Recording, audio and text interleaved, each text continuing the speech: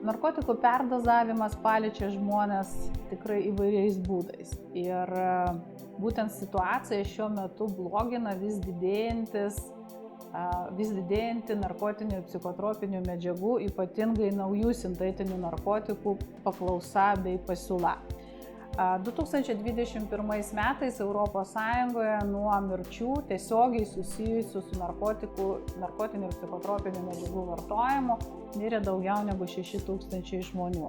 Lietuvoje 2022 metais nuo narkotinių ir psichotropinių medžiagų vartojimo tiesiogiai susijusių mirčių mirė 87 asmenys.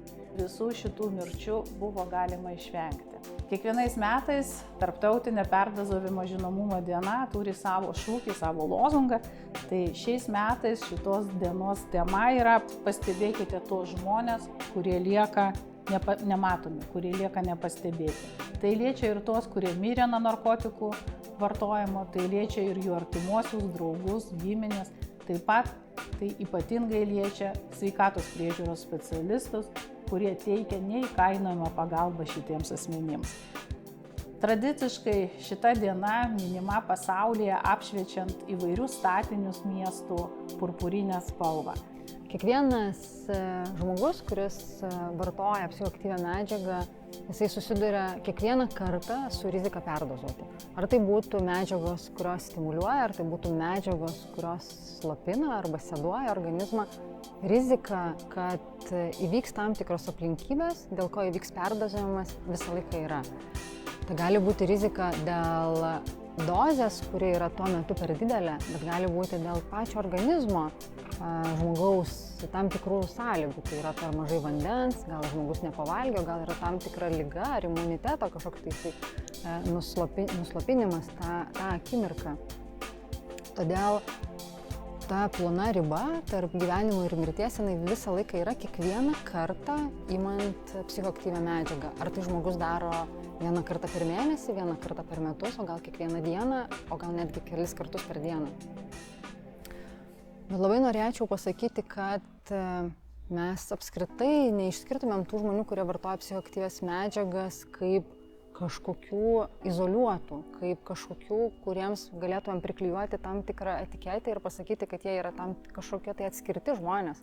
Nes tai yra žmonės, kurie yra tarp mūsų, tai nėra žmonės, kurie gyvena kažkur tai toli už miesto, ar kitam mieste, ar kitoj valstybėj, kuriuos mes sutinkam naktį arba išvis nesutinkam. Tai yra žmonės, kurie yra visiškai šalia. Tai yra mūsų tėvai, vaikai, broliai, seserys, mamos, tėčiai. Priklausomybės ligos, kaip žinom, yra tokios labai daugiabriaunės. Viena vertus, pats žmogus ilgai labai ignoruoja, pati visuomenė ilgai, ypač tam tikras jos atmainas toleruoja. Ir kai jau ateina tas praregėjimo langas, kai žmogus sutiktų ieškoti vienos ar kitos pagalbos, turbūt svarbiausia dalis vis dėlto yra prieinamumas. Vida institutas neatsitiktinai tą įvardina kaip vieną iš pamatinių dalykų. Tai kad žmogus toj trapioj motivacijoj, kai sutinka gydytis, neliktų vienas, neliktų su galybė neatsakymų ir užrakintų durų. Tai turbūt čia sunkioji dalis ir svarbiausia dalis.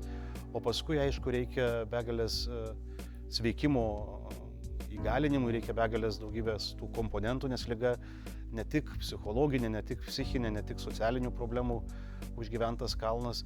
Tai dėl to paveikiausia čia dviračio neišrašintas biopsichosocialinis modelis, kai komanda specialistų mėgina sudaryti sąlygas asmeniui prisimti atsakomybę už savo gyvenimą ir žengti sveikimo keliu. Kalbėjau apie slenkstį, tai turiu kažkaip labai liūdnai konstatuoti, kad bent mes nepajėgiam nei pusiai žmonių pasakyti taip.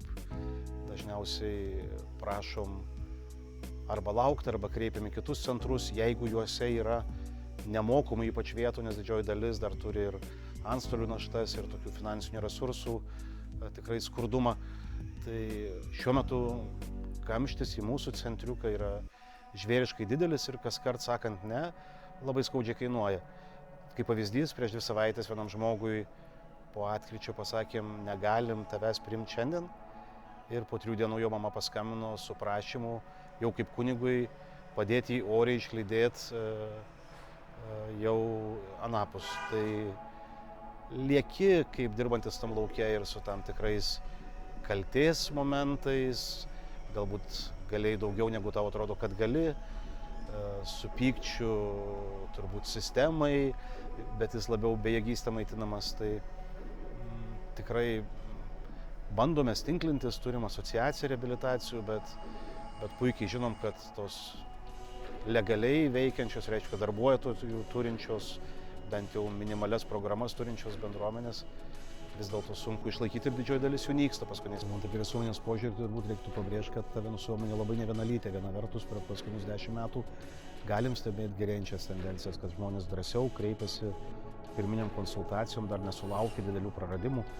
Kita vertus, visada yra visuomenės dalis, kurie žiūri priklausomybės labai negatyviai, stigmatizuojančiai, atmetančiai, nes priklausomi asmenys, aišku, dėl savo ligos ypatumų atneša daug skausmo artimiausiems ir žalos visai visuomeniai.